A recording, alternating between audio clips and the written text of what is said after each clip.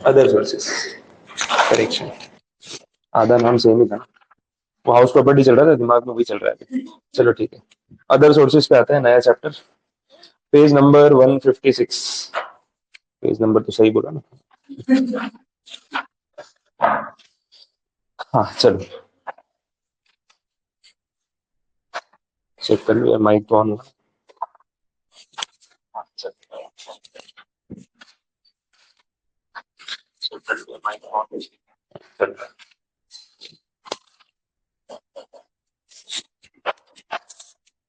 Okay, तो नया head of income, income from other sources, और काफी इंटरेस्टिंग हेड है, बहुत सारे पॉइंट्स इसके अंदर भी आएंगे, अच्छे वाले एग्जांपल्स भी आएंगे। शुरू करते हैं। सेक्शन की जो रेंज है that is from section number 56 और ये जाएगी 59 तक। ये पूरी रेंज है, इसको बोलेंगे इनकम फ्रॉम अदर सोर्सेस।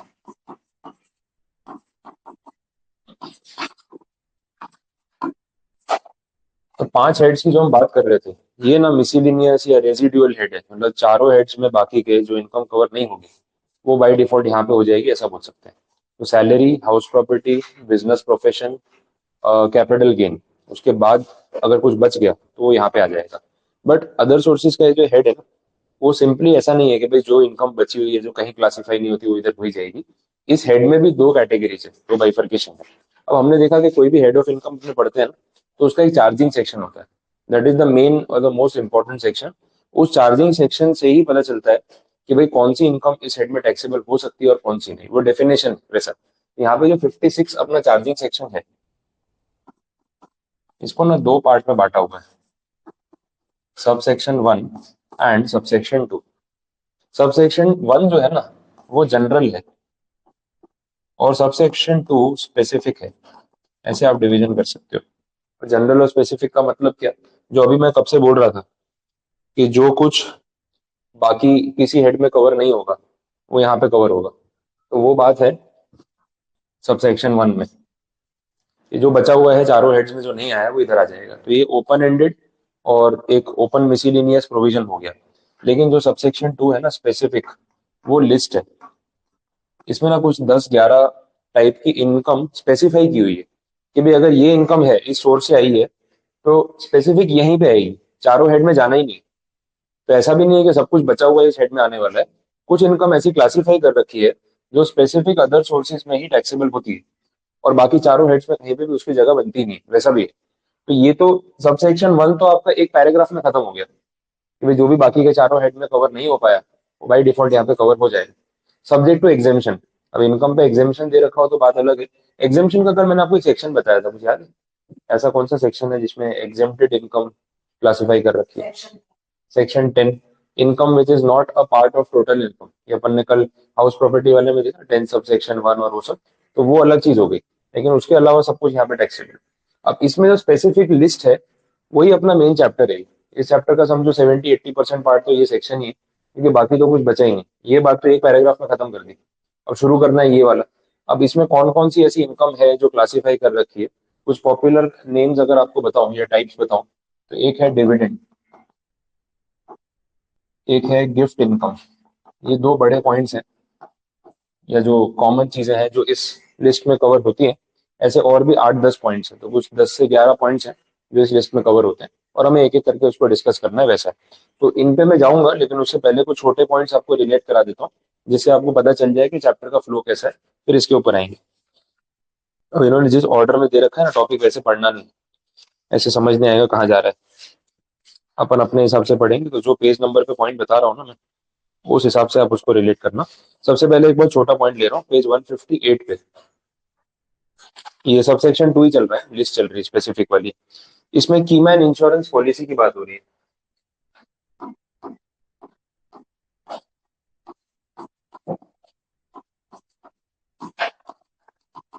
आपने कंपनी नॉ में वो केएमपीस के बारे में तो पढ़ा हुआ है, कंपनी के most important people, CEO, MD, company secretary, CFO, manager, ये सब लोग आते हैं। अब इनकी इंपॉर्टेंस कंपनी के लिए एक्चुअल में बहुत ज्यादा होती है, बिकॉज ह्यूमन इंटरवेंशन या दिमाग तो इनका ही है। अगर कल को कंपनी में इनको कुछ हो गया तो कंपनी का फ्यूचर पूरा इधर उधर हो सकता है। कंपनी क्या करती है, इनका इंश्योरेंस करवा के रखती है।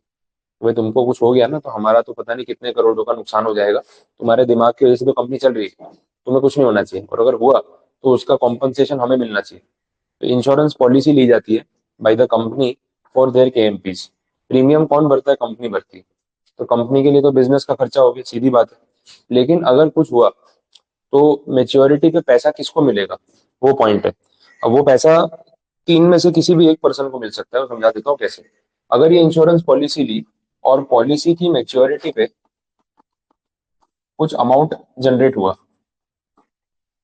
अब पॉलिसी की मेच्योरिटी के भी दो तीन तरीके हो सकते हैं। एक तो डेथ वाला केस, कि वो एम्प्लॉय या केएमपी की डेथ हो गई। अब डेथ वाले सिनारियो में पैसा मिलेगा किसको? या तो फैमिली को।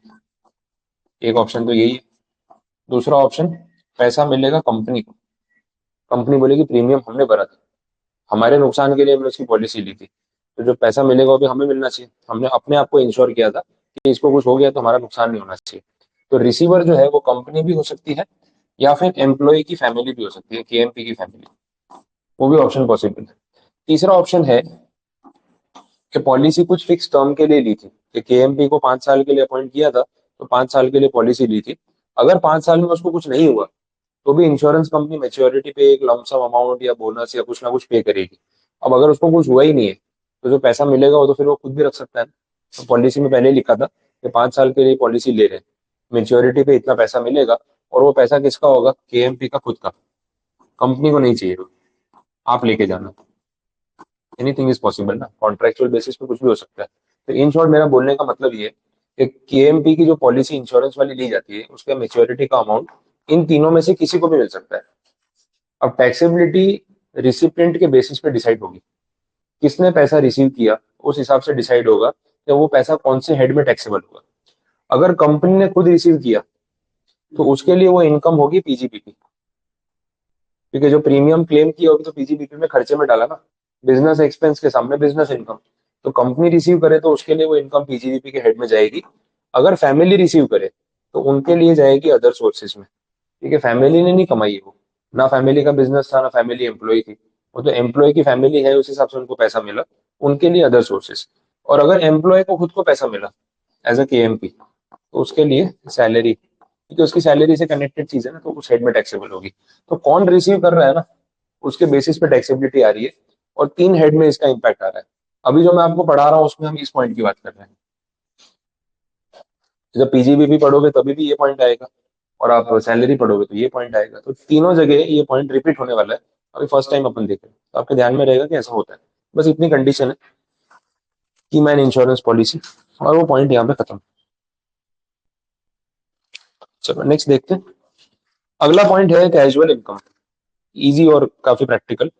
कैजुअल इनकम में ना विनिंग्स वाली इनकम की बात हो रही है, आपने ना कुछ पैसे जीत लिए। अब ये तो फिर बेटिंग गैम्बलिंग भी हो सकता है ना। तो अगर लीगल हो तो प्रॉब्लम नहीं है, इलीगल है तो प्रॉब्लम है। टैक्स दोनों में भरना है, लेकिन लीगल वाले में आप वो पैसा एंजॉय कर पाओगे, इलीगल वाले में जेल जाना पड़ेगा। दो फर्क है, बाकी कमा तो सकते हो। अब कैजुअल इनकम एक पर्टिकुलर वर्ड है, उसमें कौन कौन सी इनकम कवर होती है पहले वो समझते हैं। लॉटरी, लॉटरी टिकट आपने खरीदी। बहुत सारी स्टेट्स में ना स्टेट गवर्नमेंट लॉटरी ऑर्गेनाइज करती है, महाराष्ट्र में है, तो आप वहाँ पे लॉटरी टिकट ऑफिशियली परचेज कर सकते हो, और हर महीने लोग खरीदते हैं। 50 रुपए, 100 रुपए, 500 रुपए की टिकट होती है। कभी लॉटरी लग जाती है तो 5,000, 15,000, 25,000, 1 लाख, 2 लाख भी लग सकती है, 1 करोड़ भी लग सकती है, बम्पर इनाम भी होता है, जैकपॉट वैसा होता है, तो वो सब ऑप्शन है। तो winnings from lottery is a casual income. दूसरा बोला क्रॉसवर्ड पजल्स, न्यूज़पेपर में आती है पजल्स, क्रॉसवर्ड्स, वो सब सॉल्व करके आपने भेजी तो वो लोग कुछ प्राइस पे करते हैं, सही होती है ना, 250 रुपए, 500 रुपए ऐसा कुछ मिलता है। तो आपने वो कर दिया, तो उसमें जो प्राइस मनी मिला वो रेस में पार्टिसिपेट, मतलब रेस में पैसा लगाया आपने। रेसेस इंक्लूडिंग हॉर्स रेस ऐसा बोला है। तो मतलब हॉर्स ही होगा ऐसा जरूरी नहीं है, जानवर कोई भी हो सकता है। हम गधों की रेस में पैसे लगा दें, ठीक है, कोई फर्क नहीं पड़ेगा वैसे, चलेगा, क्योंकि उन्होंने लिखा रेसेस इंक्लूडिंग हॉर्स रेस, तो हॉर्स के अलावा और भी जानवर हो सकते हैं। कैमल रेस होती है, ठीक है, कैमल रेस भी ऑर्गेनाइज करते हैं, अलग बोलो कोई भी जानवर चलेगा, गधों की रेस हो सकती है, कैमल की रेस हो सकती है, घोड़े की रेस हो सकती है। आप उसमें पैसे लगा रहे हो, बेटिंग कर रहे हो, और आप पैसे जीत गए, ठीक है, गधा जीते ना जीते आप जीत गए, ऐसा हो गया, ठीक है? तो आपने पैसे जीत लिए। अब ये जो इनकम आपकी हुई है ना, वो सारी टैक्सेबल हो जाएगी as casual income under other sources.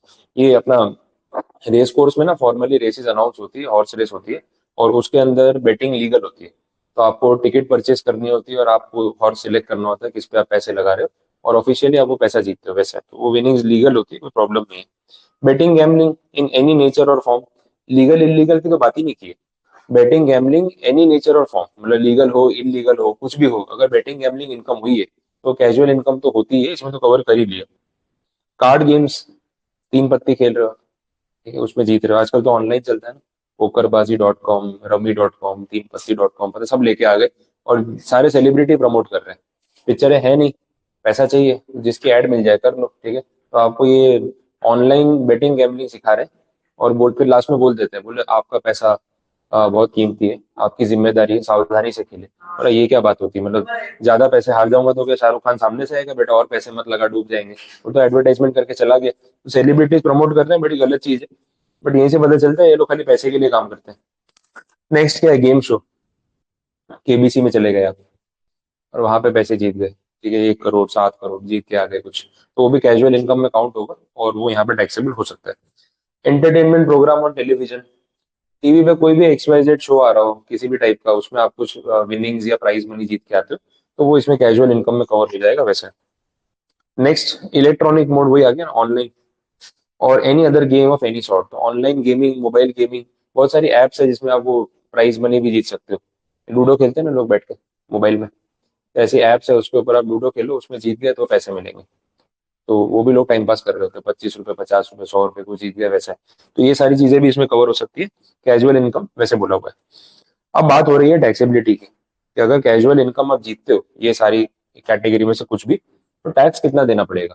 तो टैक्स का रेट है फ्लैट 30%। ये स्लैब रेट पे टैक्सेबल नहीं है, और ये बात आपको लिखी हुई मिलेगी, नेक्स्ट पेज पे है शायद। हम्म, कहाँ गया, रेट दिया, हाँ नीचे है लास्ट में, फ्लैट 30%। रेफरेंस का सेक्शन भी होता है 115 बी,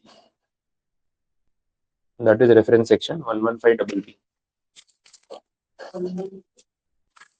बी।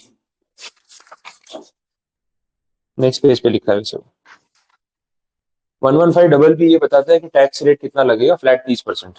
तो केबीसी में गए आप, 7 करोड़ रुपए जीत लिए, उसमें से 30% आपका टैक्स चला गया, मतलब आप तो करोड़पति बन ही गए, इनकम टैक्स वाले भी बन गए, तो 2 करोड़ तो उनको मिल जाएंगे। तो दिमाग आपने लगाया, लाइफ टाइम पढ़ाई आपने की, सारे सवालों के सही जवाब आपने दिए, और जैसे ही आप जीते, इनकम टैक्स वाले भी करोड़पति हो गए वैसा। ये 7 करोड़ में से 2 करोड़ तो टैक्स ले जाएंगे, बाकी का पैसा आपको टैक्स काट के मिलेगा। अच्छा, अब इसमें तीसरा पॉइंट वही है कि जो टैक्स लगता है ना, वो TDS के फॉर्म में लगता है, याद है, advance tax, TDS, return of income वाले टाइम पे ट्रेडिशनल पेमेंट, ये TDS पहले ही पैसे कट जाएंगे। तो ऐसा नहीं कि 7 करोड़ आपको दे दिए और बोला जाओ खर्च करो, साल के एंड में टैक्स भर देना, ये रिस्की भी है। आपने 7 करोड़ पूरे उड़ा दिए, घूम फिर के आ गए, खर्चा कर दिया, गाड़ी वाड़ी ले ली, घर ले लिया, पैसे ही नहीं बचे। अब इनकम टैक्स वाले बोल रहे भैया वो 7 करोड़ जीते थे पिछले साल, असेसमेंट ईयर आ चुका है, 2 करोड़ भरना है। बोले मेरे पास पैसे है ही नहीं, 2 करोड़ कहाँ से लाऊं मैं, नहीं, बात खत्म। तो इसमें TDS का पॉइंट डाल दिया, बोले पहले 2 करोड़ काट लो इनके, बाकी के पैसे जो है खर्च कर देना, कोई फर्क नहीं पड़ेगा, लेकिन 2 करोड़ रुपए जो है वो तो आपको भरने पड़ेंगे वैसा। एक बीच में आया था जो केबीसी में विनर था बहुत साल पहले, वो कुछ पता नहीं 5 करोड़ जीता था, फर्स्ट कंटेस्टेंट था, क्योंकि प्राइस मनी बढ़ता है ना सीजन के साथ। जब 5 करोड़ हुआ तो पहला कंटेस्टेंट था, यूपी या बिहार कहीं का था वो, 5 करोड़ रुपए जीता था। फिर कुछ साल बाद ना उसका इंटरव्यू लिया लोगों ने कि भाई आपकी लाइफ में क्या चेंजेस आए, तो पता चला बेचारे के सारे पैसे खर्च हो गए, कुछ बचा ही नहीं उसके पास, पूरे 5 करोड़ कहाँ खर्च हो गए उसको पता ही नहीं है। तो आधे रिश्तेदार ये वो सब मांगने आ गए, किसी को लोन चाहिए था उससे, किसी ने मदद मांग ली, किसी को 20 लाख दे दिए, किसी को 10 लाख दे दिए, कहीं कुछ खर्चा हो गया, ऐसे कर करके पूरे 5 करोड़ खाली। मतलब वो एग्जाम्पल था। बाद में कितने लोग बोल रहे थे, बोले फाइनेंशियल प्लानिंग कितना इंपॉर्टेंट है, वहां से समझ में आ रहा है। मतलब 5 करोड़ जीतने के बाद भी पैसे खाली हो गए, तो उसको अकल ही नहीं है कि पैसे लगाने का है, ना कोई FD करवाई, ना जमीन खरीदी, पता नहीं किया क्या पैसों का, इधर उधर करते करते सारे खर्च हो गए। अब पहले 5 करोड़ में से 30% तो गवर्नमेंट ले गई होगी, तो मिले उसको 3.25 3.5 करोड़, और उसके बाद भी उसके पास कुछ नहीं बचा। तो अल्टीमेटली वो फाइनेंशियल प्लानिंग कितना इंपॉर्टेंट होता है इतने बड़े अमाउंट पे, वो भी आना चाहिए। वो बंदे को नॉलेज नहीं था, बेचारा बोला है, बोले मुझे आइडिया नहीं था पैसे कहाँ इन्वेस्ट करने चाहिए, कैसे संभालने चाहिए। तो सब लोग ना बातों में बना बना के थोड़े थोड़े पैसे ले गए, और सब पैसे खर्च हो गए, कुछ बचा ही नहीं मेरे पास वैसा है। तो ये करके उसकी सारी इनकम जीरो हो गई। अब ये है, TDS के फॉर्म में पैसे कट जाएंगे, ये आपको ध्यान रखना पड़ेगा। बाकी कंडीशंस देख लेते हैं, कुछ प्रोविजो दे रखे हैं। प्रोविजो जो हाउएवर करके जो पॉइंट लिखा है ना उसमें बोला है, सबसे पहला पॉइंट है lottery ticket held as stock in trade. Stock in trade मतलब क्या एग्जैक्टली है? अब लॉटरी टिकट बेचने का काम करते हो आप। तो आपने जो भी सरकारी एजेंसी है उसे लॉटरी टिकट्स खरीदी ताकि आप आगे लोगों को बेच सको। आपने सबको टिकट बेची, बट जरूरी है कि जितनी टिकट आप लेके आए थे सारी बिक जाएगी? कुछ नहीं बिकी, 10 20 50 बची होंगी। आपने सोचा अब इसका क्या करें, पड़े रहने देते, किसी ने खरीदी नहीं। अब लॉटरी का डेट आ गई, इनाम निकला, और उस टिकट में से एक टिकट पे इनाम निकला। अब वो टिकट तो आप ही की है, अल्टीमेटली किसी ने खरीदी नहीं, तो प्राइस मनी भी आपका। वो प्रॉब्लम नहीं है, लेकिन टैक्सेबल कौन से हेड में होगा वो क्वेश्चन है। क्योंकि जो लॉटरी जीता है वो खुद लॉटरी एजेंट है। उसने वो लॉटरी टिकट बेचने के लिए खरीदी थी लेकिन बिकी नहीं, तो उसके लिए तो वो इन्वेंट्री है, वैसा है। अब उसमें प्राइस मनी लग गया तो उसको पैसे मिलेंगे, लेकिन टैक्सेबिलिटी अदर सोर्सेज में नहीं आएगी। टैक्सेबिलिटी पीजीबीपी में आएगी, क्योंकि उसका प्रोफेशन है लॉटरी टिकट बेचना। समझ आए? तो वो इंटेंशंस पे जाते हैं, रीजंस पे जाते हैं, तब जाके बात समझ आती है।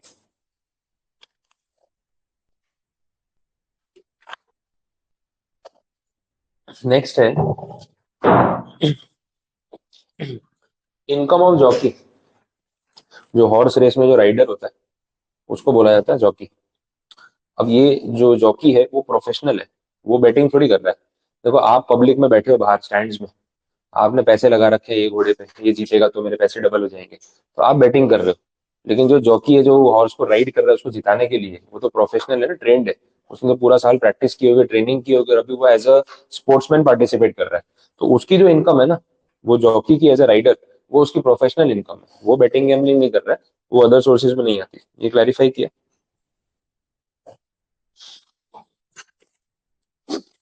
सेम चीज जो अपन रेसेस की बात कर रहे थे ऊपर में, बोला हॉर्स रेस इंक्लूडिंग है। कार रेस, बाइक रेस भी तो हो सकती है। उसमें कहाँ बोला कि सिर्फ एनिमल्स वाली रेस होगी? हॉर्स रेस का एग्जांपल दिया था, रेस में कुछ भी आ सकता है। तो उसमें बोला कि अगर मोटर कार वाला केस है और उसमें आप एज अ ड्राइवर पार्टिसिपेट करके जीत जाते हो, तो इट इज अ स्किल ना। कार रेस में पार्टिसिपेट करके जीतना कोई इजी काम तो है नहीं, तो ये तो प्रोफेशनल स्किल या स्पोर्ट हो गया। तो उसमें अगर आपकी जो इनकम होगी एज अ पार्टिसिपेंट, वो यहाँ पे अदर सोर्सेज में नहीं जाएगी, वो आपकी नॉर्मल प्रोफेशनल इनकम मानी जाएगी, वैसा। ये क्लैरिफाई किया? इस इनकम के सामने कोई डिडक्शन नहीं मिलेगा, ये खास बोला है। आप केबीसी में गए, पैसे जीते, तो फिर आपने बोला कि यार उसके सामने खर्चा भी तो क्लेम करूंगा, मैं मुंबई तक गया, होटल में रहा, फ्लाइट से गया, फ्लाइट से आया, ये सब खर्चा कौन माइनस करेगा? ऐसा कुछ भी नहीं है, डिडक्शन कुछ नहीं मिलेगा। जो आपको अमाउंट वहां से विनिंग्स में मिला ना, वो टैक्सेबल होगा।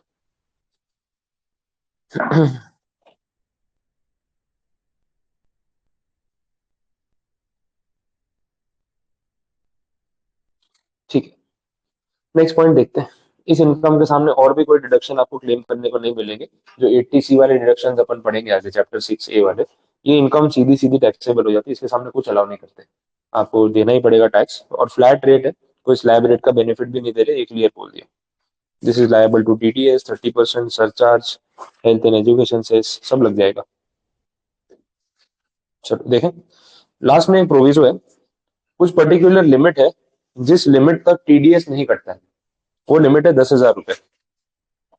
अगर आपने लॉटरी जीती है या हॉर्स रेस, ये दो में से कुछ पैसे जीते, और वो अमाउंट 10,000 रुपए तक है, तो टीडीएस नहीं कटेगा। टीडीएस नहीं कटेगा का मतलब ये नहीं कि वो टैक्सेबल नहीं है, बात में फर्क है। टीडीएस नहीं कटेगा मतलब कि आपको पूरे 10,000 दे देंगे, साल के एंड में टैक्स भर देना। लेकिन 10,000 से ऊपर विनिंग होगा तो 30% टैक्स काट के ही पैसा मिलेगा। तो उसमें फिर आपको बाद में एंड में पे करने की जरूरत नहीं, खाली हिसाब बता देना, बस वैसा हो जाएगा। बाकी winning from races other than horse race, वो सेकंड पॉइंट में तो क्लियर ही बोल दिया, उसमें तो कोई लिमिट भी नहीं है, बट टीडीएस नहीं आएगा। तो अदर देन हॉर्स रेस और कोई रेसिंग में आप कुछ पैसे जीते हो तो पूरे पैसे आपको दे देंगे, साल के एंड में आप टैक्स भर देना। तो टीडीएस ना कटने का दूसरा मतलब ये मत निकाल देना कि टैक्स नहीं लगता, वो गलत इंटरप्रिटेशन हो जाएगा वैसा। तो ये कैजुअल इनकम पूरा कंप्लीट पता चला। बाकी देख लेते हैं। कंट्रीब्यूशन टू प्रोविडेंट फंड, छोटा सा पॉइंट है। अब देखो, एम्प्लॉय का जो प्रोविडेंट फंड है उसके लिए पैसे एम्प्लॉयर भी पे करता है और एम्प्लॉय भी पे करता है, दोनों के उसमें से अकाउंट में से थोड़ा थोड़ा पैसा कटता है। अब उसमें क्या होगा कि अगर एज एन एम्प्लॉयर मैंने आपकी सैलरी में से पीएफ काटा और वो पीएफ जमा नहीं करवाया, तो फिर वो मेरे लिए टैक्सेबल हो जाएगा। समझ आ रहा है? तो उस ट्रैक पे जा रहा है। Income of the nature refer to in the given section will be chargeable to income tax under other sources if such income is not chargeable under the head of PGBP. ये बोलते हैं ना, backup provision है।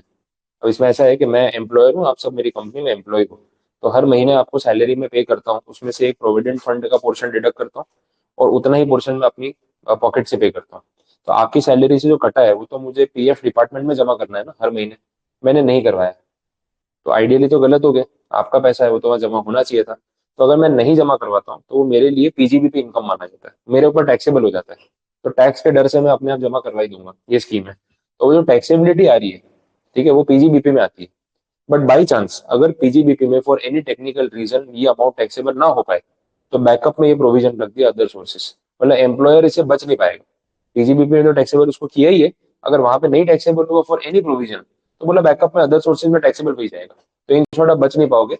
Employ की salary में से PF का पैसा काटा है, तो वो आपको टाइम टू टाइम पे कर देना चाहिए टू द गवर्नमेंट, वो पैसा आपका नहीं है, ये क्लैरिफाई किया। ठीक है।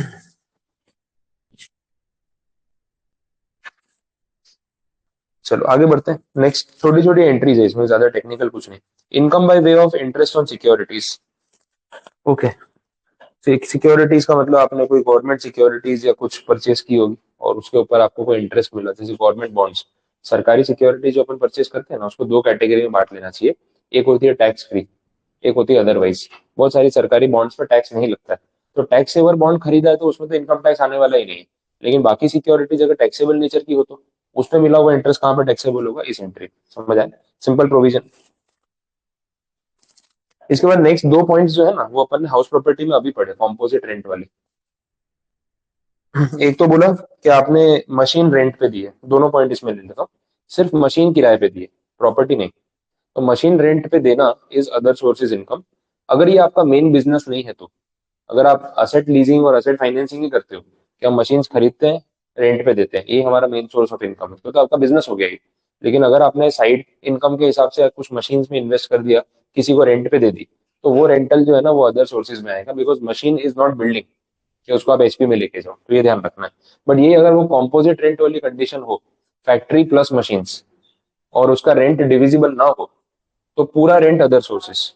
अगर रेंट डिविजिबल हो तो मशीन वाला पोर्शन अदर सोर्सेस और बिल्डिंग वाला पोर्शन हाउस प्रॉपर्टी। ये जो अपन ने स्कीम देखी, एग्जैक्टली यहाँ पे भी एप्लीकेबल है। नेक्स्ट पॉइंट वही है, देखो, hiring out of building with machinery. लोग अपनी पूरी पूरी फैक्ट्री किराए पे दे देते हैं मशीन के साथ, तो बिल्डिंग का किराया अलग, मशीन का किराया अलग। तो मशीन वाला अदर सोर्सेज में, बिल्डिंग वाला एचपी में। बट अगर इसको डिविजिबल नहीं किया और टोटल चार्ज किया हुआ है तो पूरा अदर सोर्सेज में। वैसा तो सेम पॉइंट जो अभी अपन देख रहे थे। बोलो ये पॉइंट्स क्लियर में। इसके बाद शेयर प्रीमियम वाला जो पॉइंट है उसमें कुछ कैलकुलेशन आएगी, तो वो मैं आपको करवाऊंगा सॉल्व, उस पर अभी नहीं जाते। उसके बाद का पॉइंट देख लो, एक दो छोटी छोटी entries. Income by way of interest received on compensation और ऑन एनहांस्ड कॉम्पनसेशन, अच्छा पॉइंट है। कैपिटल गेन में भी इसका इम्पैक्ट आता है, दो जगह है ये।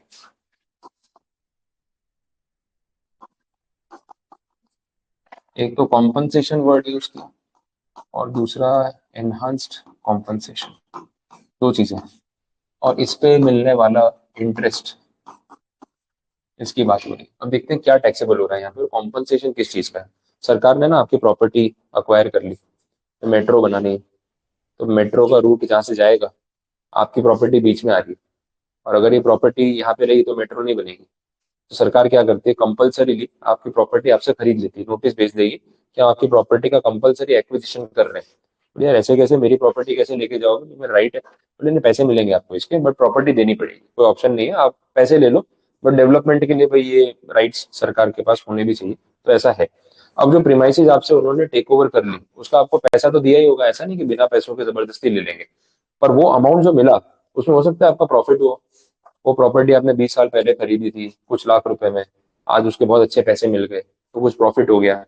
तो वो जो कॉम्पनसेशन है ना, ये वाला पार्ट, ये इसमें आपका जो भी गेन होगा, कुछ प्रॉफिट हुआ होगा ना, तो वो गेन टैक्सेबल होगा कैपिटल गेन के हेड में, यहाँ पे नहीं। वो कैपिटल गेन का मैटर है। प्रॉपर्टी बेच के जो प्रॉफिट होता है वो तो कैपिटल गेन में जाता है, उसका मैटर यहाँ पे इस एक्ट में है ही नहीं, इस हेड में है ही नहीं। लेकिन ये कॉम्पनसेशन कौन दे रहा है, सरकार दे रही है। और सरकारी काम में होता है डिले, लेट हो जाता है बहुत बार। और सरकारी काम में अगर डिले होता है तो फिर दे आर बाउंड टू पे इंटरेस्ट। तो ये जो इंटरेस्ट है ना, इसकी टैक्सेबिलिटी की बात यहाँ पे हो रही है अदर सोर्सेज में। समझ आए, तो यहाँ पे कॉम्पनसेशन की बात ही नहीं हो रही, इंटरेस्ट ऑन कॉम्पनसेशन, इस अमाउंट की बात हो रही है। ये वाला कैपिटल गेन में टैक्सेबल होगा, और इंटरेस्ट पोर्शन अदर सोर्सेज में टैक्सेबल होगा, ये बोला है। तो पहले तो ये क्लैरिटी रखनी है कौन सी इनकम की यहाँ पे बात हो रही है। दूसरा, कॉम्पनसेशन के साथ साथ एनहांस्ड कॉम्पनसेशन की बात भी की है। कॉम्पनसेशन जब सरकार देती है ना, जिसकी प्रॉपर्टी है उसको कम लगता है, यार ये तो कम है, मार्केट में इससे ज्यादा पैसे मिल रहे हैं, क्योंकि ब्लैक मनी पोर्शन भी होता है। तो आपने कोर्ट में केस कर दिया कि कॉम्पनसेशन बहुत कम है। कोर्ट ने बोला ठीक है, बढ़ा के दे देते हैं। तो थोड़ा कॉम्पनसेशन ऐड कर दिया, एनहांस्ड कॉम्पनसेशन। तो ये मैटर भी तो कैपिटल गेन का ही हो गया ना, प्रॉपर्टी की वैल्यू ही मिल रही है आपको। लेकिन ये मिलने में भी डिले हुआ और इसमें भी इंटरेस्ट मिला। अब ये जो इंटरेस्ट टैक्सेबल है वो कहाँ पे, अदर सोर्सेज पे, पता चला, ये कंडीशन है।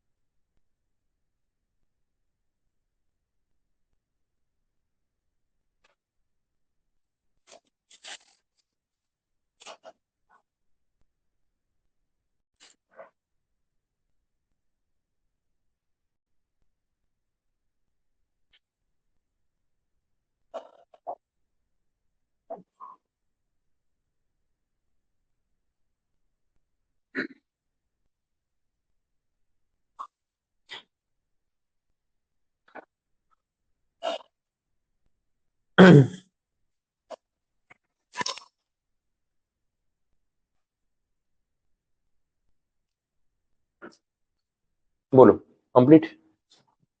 ठीक है, तो चलो इंटरेस्ट वाला पॉइंट कवर हो गया। उसके बाद की एंट्री देखना, एडवांस मनी रिसीव्ड, वो भी छोटा सा पॉइंट है। एडवांस मनी, अब ये ना प्रॉपर्टी को लेके बात हो रही है।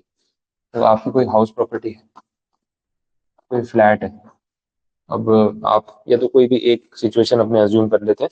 आप कोई फ्लैट खरीदने का सोच रहे हो और मेरी प्रीमाइसेस है, ठीक है, तो मैंने ऑफर किया हुआ है कि अवेलेबल फॉर सेल ऐसा करके। अब ब्रोकर्स को बोल रखा है, बोर्ड लगा रखा है, सोसाइटी में नीचे अनाउंस कर रखा है, किसी को फ्लैट देखना हो तो भेज देना, ये वो। तो मैं प्रॉपर्टी बेचना चाहता हूँ। अब काफी लोग आते हैं, प्रॉपर्टी देखते हैं, पसंद आए ना आए। अब प्रॉपर्टी खरीदना थोड़ा सा लॉन्ग टर्म डिसीजन है, बिकॉज ऐसा नहीं आप बार बार चेंज कर सकते हो। तो लोग भी बहुत टाइम लगाते हैं सोचने में। तो ये ऐसा नहीं कि आज बेचने निकलोगे प्रॉपर्टी बिक जाएगी। और लोग कितने एंगल से सोचते हैं, भाई आजू बाजू कौन लोग रहते हैं, कौन सी कास्ट कम्युनिटी के लोग रहते हैं, हमारी कास्ट वाले हैं कोई और है, वो सब देखते हैं। तो जो प्रीमाइसिस है वो अपने ऑफिस से कितना दूर है, बच्चों की स्कूल है तो वहां से कितना दूर है, ये सब देखा जाता है। आजू बाजू बेसिक फैसिलिटी अवेलेबल है या नहीं, तो बिल्डिंग में जो फ्लैट आप देख रहे हो उसका वास्तु ठीक है या नहीं, लोग ये सब भी देखते हैं। एंट्री एग्जिट कौन से डायरेक्शन से है, सनलाइट कहाँ से आती है, ये सब भी देखते हैं। हवा आती है कि नहीं आती, ये सब 4 बार आके चेक कर रहे होते हैं। तो दोपहर को आके देखेंगे धूप ज्यादा तो नहीं आती है, हवा डायरेक्शन सही है कि नहीं, क्योंकि हवा के ऑपोजिट डायरेक्शन होगा तो गर्मी लगेगी। अब ये सब बातें प्रैक्टिकल भी है देखा जाए तो, क्योंकि कितने लोगों को तो भाई सुबह की धूप आनी चाहिए घर में, तो उस डायरेक्शन में फ्लैट होना चाहिए कि सनलाइट आए मॉर्निंग में, अदरवाइज नहीं प्रेफर करेंगे। ऐसे बहुत सारी चीजें होती है। वास्तु में मानने वाले तो अलग ही होते हैं। हाँ, वो तो इतना दिमाग लगाएंगे ना, ये इस डायरेक्शन में नहीं होना चाहिए, वो उस डायरेक्शन में नहीं होना चाहिए। वो पूरा ना उसका भी एक प्रोफेशनल एजेंट पकड़ के ले आते हैं जो वास्तु के बारे में जानता है। हाँ, तो उसको लेके आ जाते हैं। अब उसके हिसाब से आप फ्लैट बना के दिखा दो। किसी वास्तु वाले को एक बार घर में घुसा दिया ना, तो वो आपको ना इतनी चीजें बता देगा ना, ये ऐसा नहीं वैसा नहीं। उसको तो परफेक्ट वो आर्किटेक्ट ही बन जाए, बेस्ट है। जिसको वास्तु आता है उसको आर्किटेक्ट बन जाना चाहिए ना, तो उसको मालूम है कौन से कोने में क्या होना चाहिए। तो वो बिल्डिंग पूरी वैसे डिजाइन करके दे देगा, तो प्रॉब्लम ही नहीं है। अब आजकल जो बिल्डर्स फ्लैट बनाते भी है ना, देखो वो साइंटिफिक भी है चीज, ऐसा भी नहीं अपने को नॉलेज नहीं, हमें लगता है पता नहीं क्या होगा। लेकिन साइंस होगी उसके अंदर, तभी इतने साल से वो चीजें चल रही है।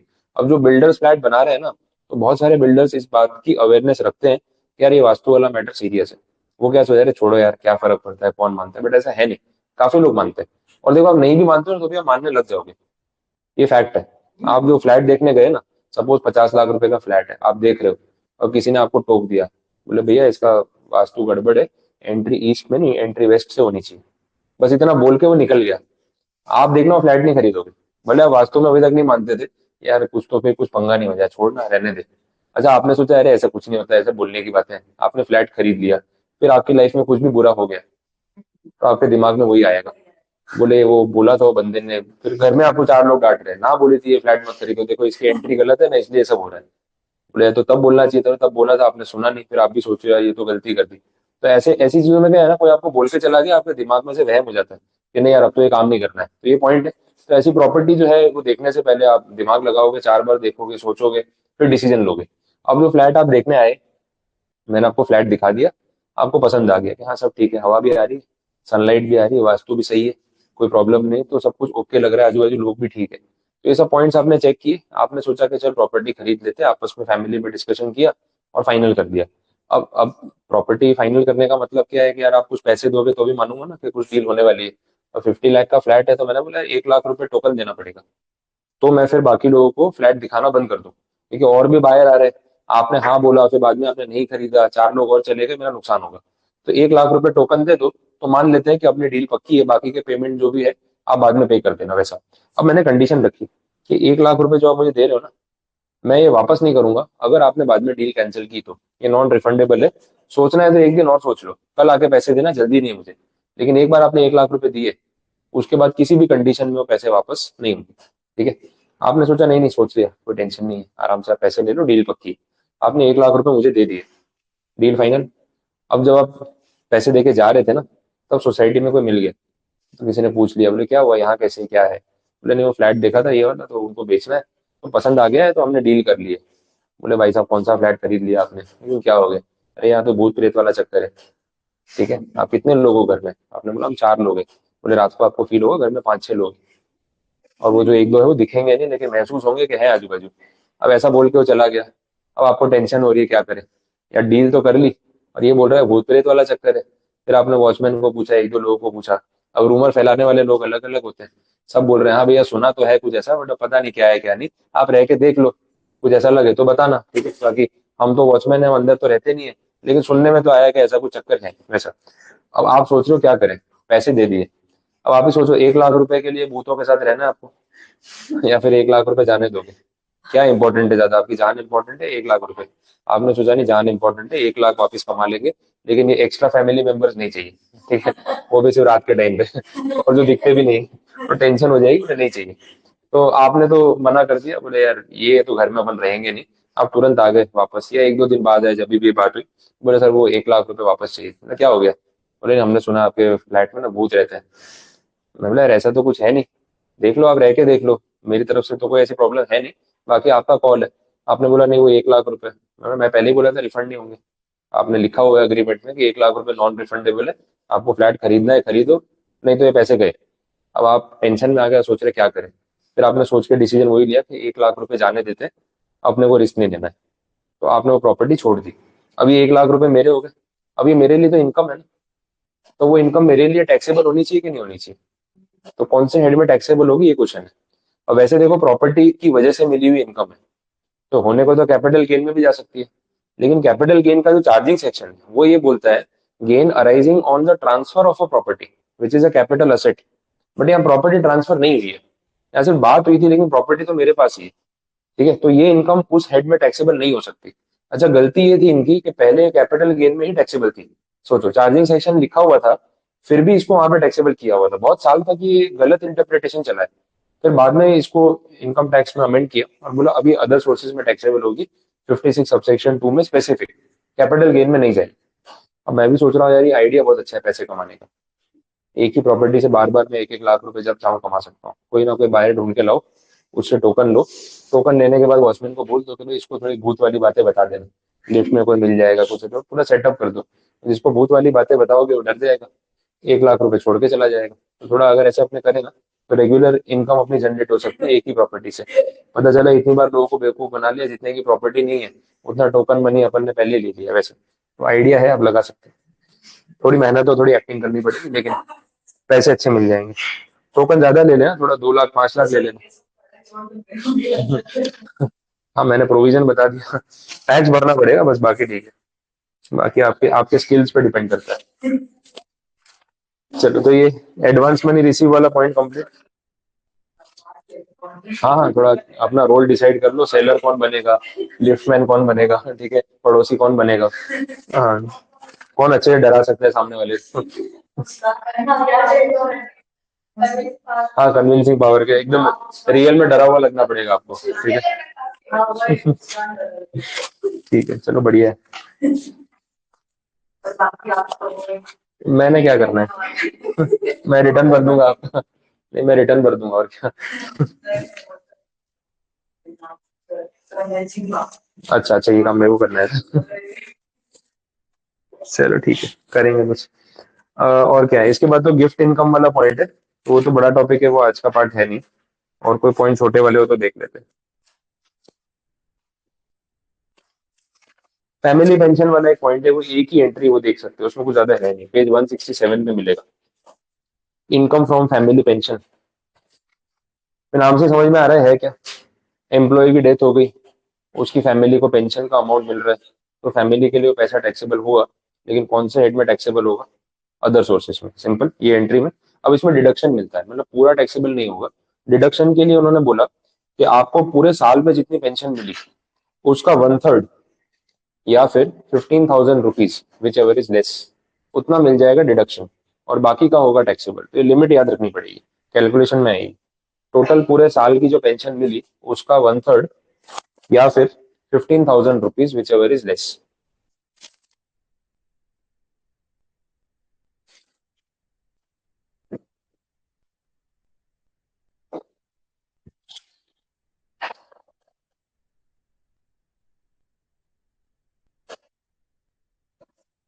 Condition clear? और इसमें कुछ एग्जेम्पशंस भी हैं। बोला अगर पेंशन जो रिसीव कर रहा है, जो फैमिली है, मतलब जिस बंदे की वजह से पेंशन मिल रही है, वो कोई आर्मी या नेवी या एयरफोर्स या ऐसे कोई सिक्योरिटी फोर्सेस में रहे, और उनके उनकी डेथ पे उनकी फैमिली को पेंशन मिल रही है, और ऑन ड्यूटी डेथ होती है, वैसा कुछ है, तो फिर वहां पे टैक्सेबिलिटी नहीं आती। वो इम्प्लाइड सी बात है, वो वॉर में पार्टिसिपेट करने वाले जो लोग हैं वो ऑलरेडी अपनी लाइफ दे रहे हैं, और आप उनकी फैमिली से टैक्स वसूल कर रहे हो, तो बहुत ज्यादा खराब बात होगी ना वैसा। तो वो क्लैरिफाई किया हुआ है। आर्म फोर्सेस के मेंबर जो हैं, उनकी ऑन ड्यूटी अगर डेथ होती है, ऐसा कुछ है, तो उनके लिए सेक्शन 10 में एग्जेम्पशन रहता है, ये क्लैरिफाई कर दिया। और भी हैं जिन लोगों को परमवीर चक्र या महावीर चक्र या ऐसा कुछ मिला है, वो ब्रेवरी अवार्ड्स। तो वो ब्रेवरी अवार्ड्स भी उसी चीज के लिए मिलते हैं कि आपने किसी की लाइफ सेव करने के लिए अपनी लाइफ डेंजर में डाली, और आपको कुछ हो गया, वैसा कुछ है, तो अवार्ड दिया जाता है। तो उनकी फैमिली को कोई पेंशन मिलती है तो उसमें टैक्सेबिलिटी नहीं आती वैसे। अंडरस्टूड सी बात है। तो ये छोटा सा पॉइंट था फैमिली पेंशन। कितने पॉइंट्स रखते हैं रिमेनिंग? में मेन बचा है गिफ्ट और डिविडेंड। बहुत अच्छे पॉइंट्स है वो, इंटरेस्टिंग है, आराम से अच्छे से पढ़ेंगे। तो कल आपका ये एक्सप्लेनेशन वाला पार्ट तो समझो कंप्लीट हो ही जाएगा, क्योंकि और चैप्टर में ज्यादा कुछ नहीं है, कंप्लीट है। तो कल एक्सप्लेनेशन सारा खत्म करा दूंगा, फिर सम्स भी देखने, आई थिंक सम्स भी हो जाएंगे। तो कल 1.5 घंटे का भी टाइम रहेगा ना अपने पास, पूरा कवर अप हो जाएगा।